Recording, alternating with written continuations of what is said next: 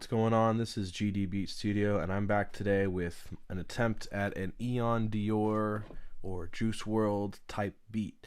The way I'm going to do this is with my drum samples, with a couple Splice Serum samples for presets, and I'm also going to be using a Kashmir guitar sample. So you can see I'm using the Boy Wonder sound kit for your head top. I just picked this up on Splice. It was a little over 200 credits. I'm using a bunch of different drum samples from this pack, as well as a guitar sample from the Sounds of KSHMR Volume 3 pack. And that guitar sample is really what I'm hoping will make a big difference. Alright, so we got the kick sound. Got a hat. Another hi-hat. I like to have some variation. We got an open hi-hat. We have two types of claps. I've been labeling some of these, so that's why the names look different. Crisp clap there, a little bit less crisp of that one. I like the variation, like I said, and a little percussion sound. As far as Serum presets, I have an 808. I also have another sound called a Flume Reese, and last I have a pluck that I don't end up using.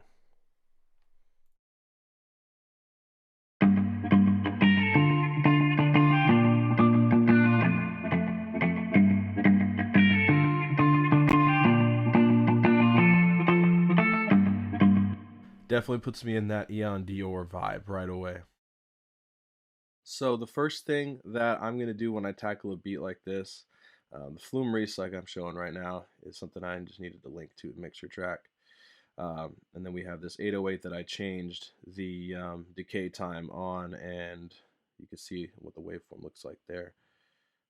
You can see what I'm doing here. That's what the 808 sounds like. That's the decay time. I messed up the audio in this video, so I'm actually overdubbing my own audio right now with my vocals. We have a pluck that I actually end up not using in this video, so don't worry about the pluck. We have Valhalla Room as my preferred reverb effect plugin. So we're not going to even use that pluck, but everything else does get used. This is the Flume Reese, that's what it sounds like. So now that you know all my sounds, we can start creating a beat. The first thing I do before I even create any of the drum patterns or hi-hat stuff is I actually go in here and I'm going to add a love filter, which gives me a lot of freedom. Basically, I'm automating the cutoff frequency of my guitar sample, which helps with a lot of transitional movement across patterns and bar lines and such. And you can see me adjusting it right now. Basically every 4 bars there's going to be some change, and I like doing this with a lot of my guitar samples for any kind of beat like this. It's just an easy way to make your beats sound more professional, especially when you're using a sample. You can hear how it sounds kind of underwater right here. I measure 5, this is where I'm probably going to drop in the hi-hat. I measure 9, we're going to drop in the main drop. That's where the 808 and the kick are going to hit it.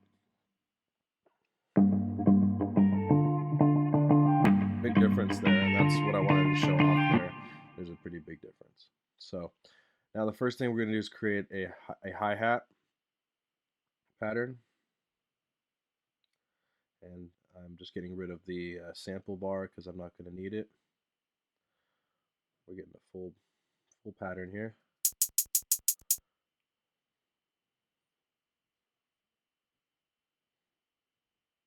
We're going to use the open hat.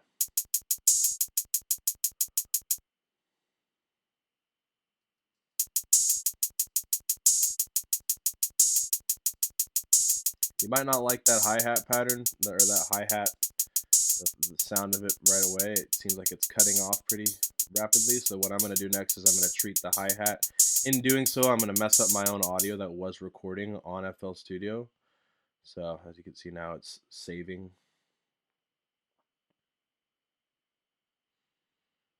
Okay.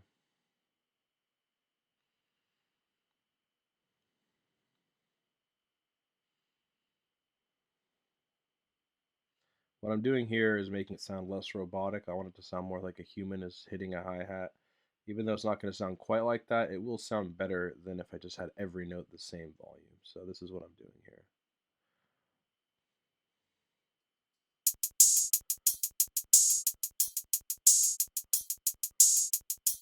All right. And what I want to do here is I want to change something up. We are gonna, looks like I'm panning right now. I'm doing a little bit of variation with my stereo space. This is more of a mixing thing that I could have done later, but I like the fact that I'm doing it now. I'm throwing some reverb on these things.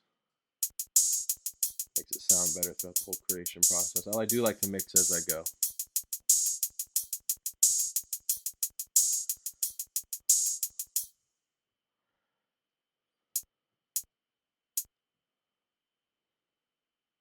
And this is how I messed up my audio. As soon as I loaded that into Edison to mess with it, it got rid of what I was recording. That's all good. So as you can see, I'm doing Alt F or whatever it is on Windows. Now I'm on a Mac. So now it's going to sound a lot crisper. Made a huge improvement there. All right, and now we're going to throw in claps. Makes this finish out this pattern. This is how I build my drums. Some people do it differently.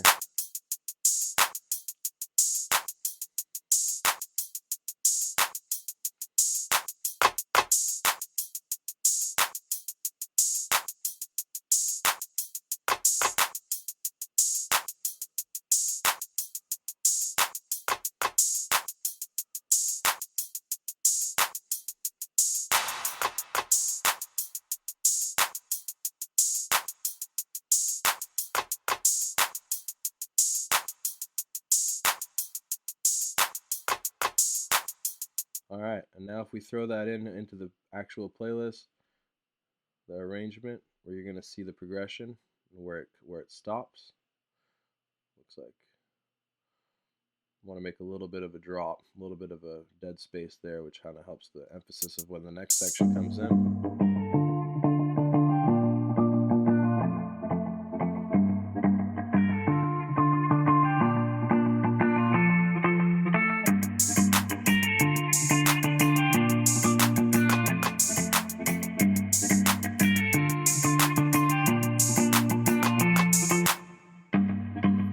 Now the next drum pattern is time to put it in. And so this is the way I do my drums. I copy my first pattern, I create the second drums pattern, paste it, and then I just add in my kick and my 808. First thing is the kick, which I haven't done any, compression or anything on yet.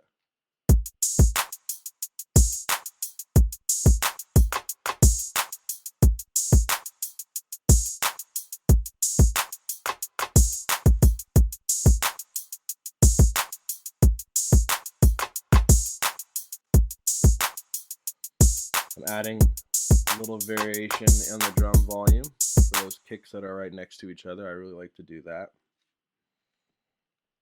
Just makes it sound cleaner.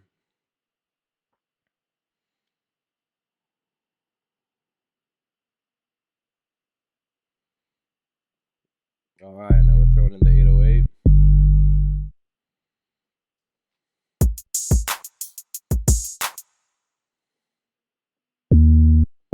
We are on G, had to find that.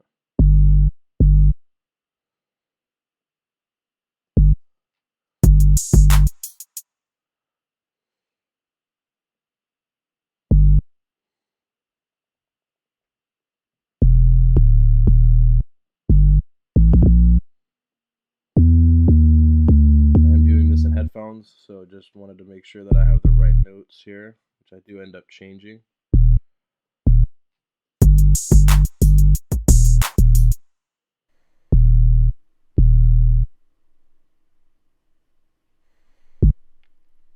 I'm going to experiment quite a bit here just to get all the notes correct, kind of to where I want them. You'll see over the next few minutes there's going to be quite a few changes, but the biggest changes on that second chord, I actually end up going more with the, instead of that D sharp, there's going to be a D there.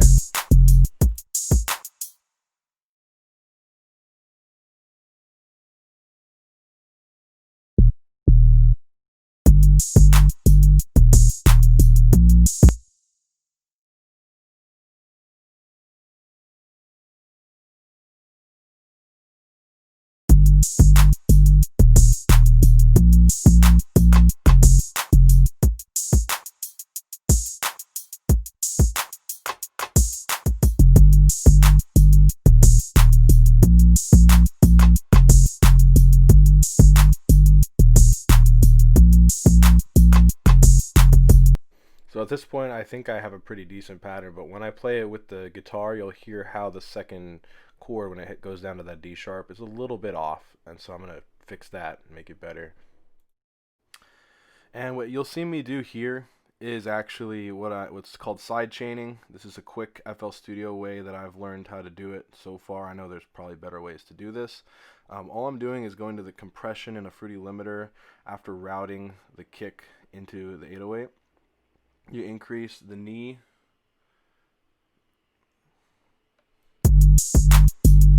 And now you can see the threshold can adjust exactly how much we're auto ducking. It's a really useful tool. So now you don't have to absolutely crank your kick drum to oblivion. It's actually cutting out some of the 808 sound as it hits. So every time it triggers, now it sounds way smoother.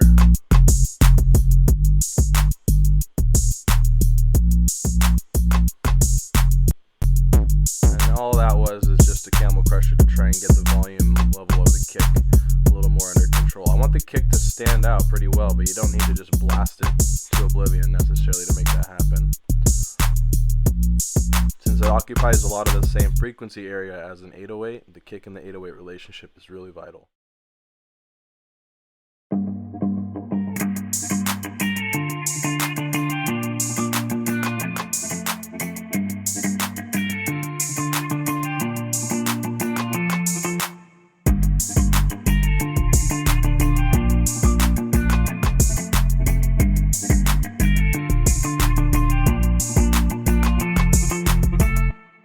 Here you can see I'm going to make that adjustment I was talking about. It's going to take a little bit, but I'm going to make sure that this note is different, not a D sharp. Make it a D.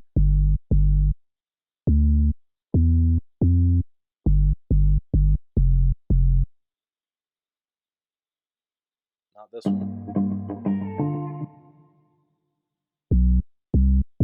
There, that's it. That's it. Finally found it.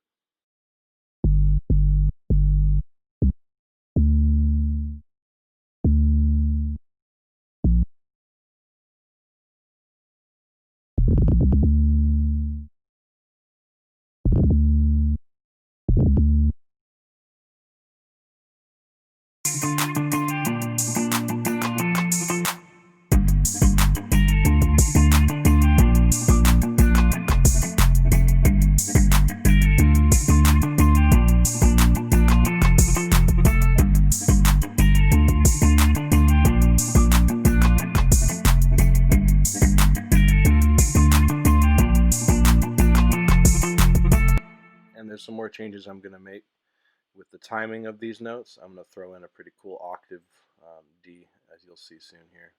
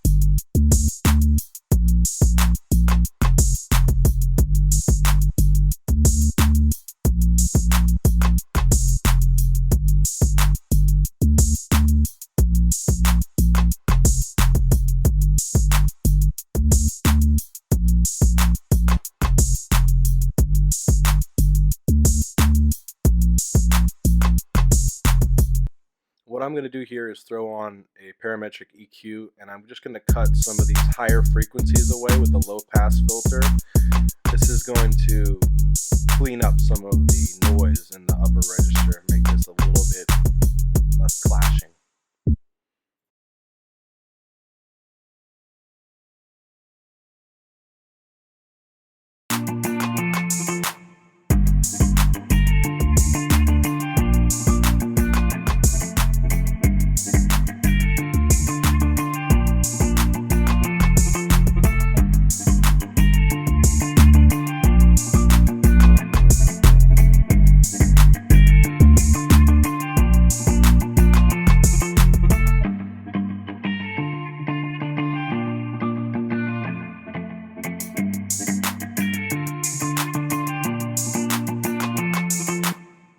At this point, to add some more structure into the song and make some more variations, so it's not just the same thing all the time, I'm going to do what I do with my drums, and I'm going to create another drum pattern, just minus the 808. And this gives me a little bit of progression as I work my way back into having that full drum 2 pattern that has the 808 and everything in it. So you can see that I'm creating more of a beat here, making a longer section, and some transition areas.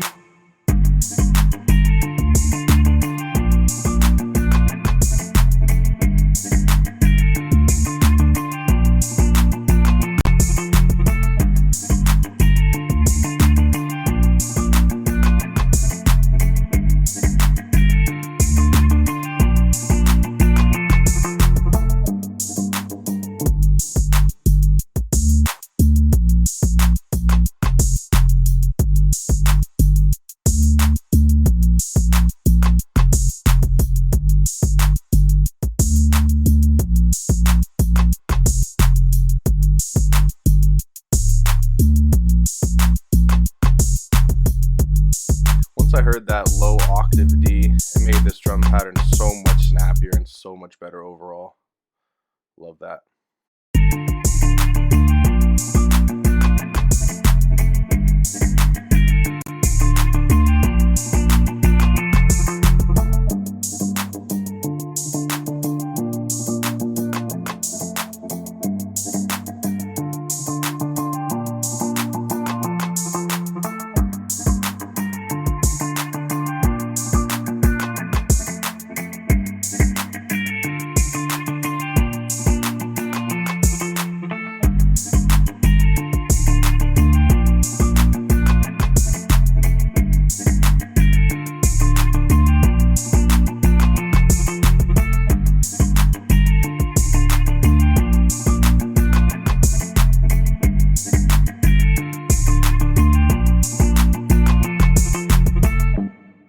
And now I'm going to throw in a new pattern, create this new thing with the Flume Reese.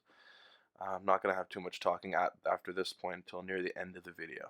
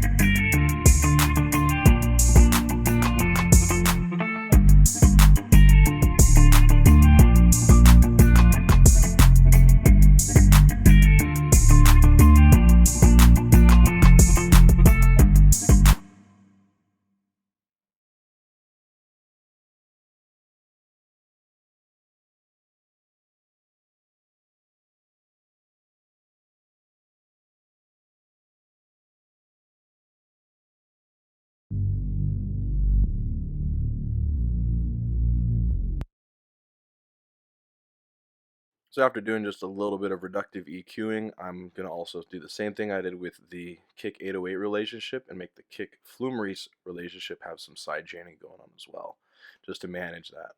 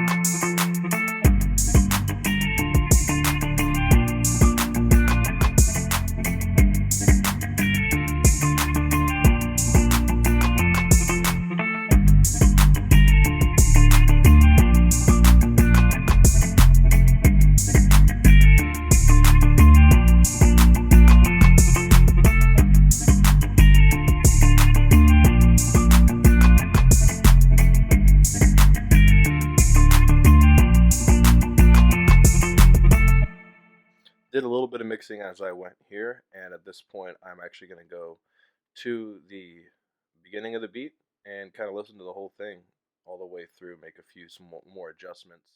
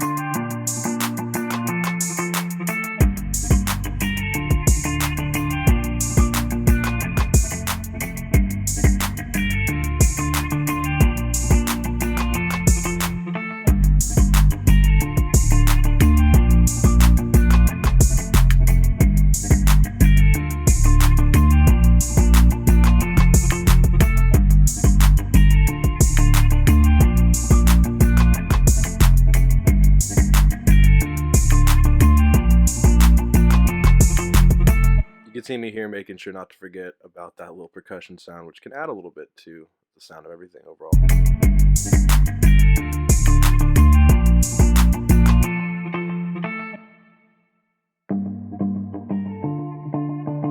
And thank you guys for watching this video. If you have any suggestions for future videos, please leave comments. And now I'm going to mix this, throw my producer tag on it, and get it up there. Thanks for watching. Have a good one, guys.